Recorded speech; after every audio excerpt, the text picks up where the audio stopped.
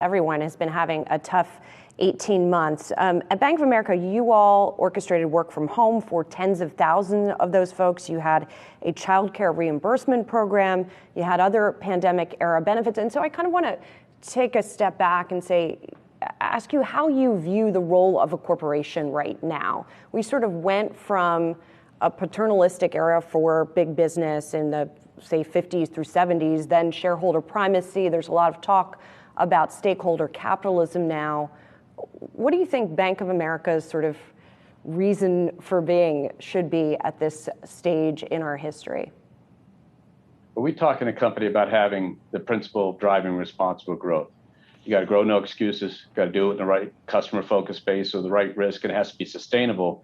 And that has three elements. One is be the best place to work for our team, because at the end of the day, as I said before, we're a people company. The second is to share our success in our company with our communities. That's our philanthropic and other types of development work we do. And then to have operational excellence, which keeps our expenses in check. And so year over year, we had flat expenses and 12% revenue growth. That pays for all that good stuff. So that's what we do. So when you start with that basic idea, coming into the pandemic, we had to get our teammates safe. So we first pulled the high-risk teammates out of the line immediately. Then we had to bring all teammates home. 100,000 computers were deployed.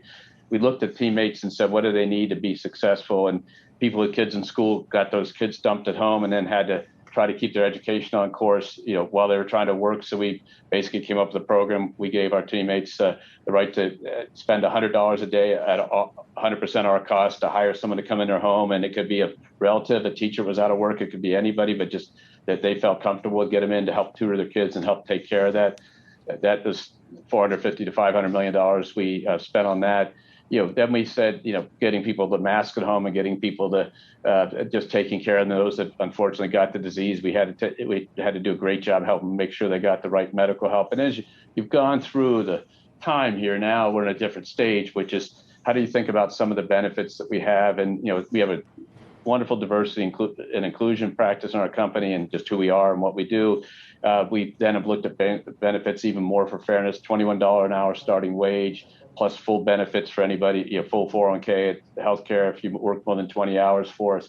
We start, which means a high school kid gets a compensation package of $42,000, $43,000 plus full benefits if they work full time for us, and then they get upfront tuition reimbursements. We give them the money, they take the classes, so they can then further on their education, both externally and internally with a lot of training we have. And so it's just 10,000 teammates hired from low and moderate income neighborhoods over 5 years.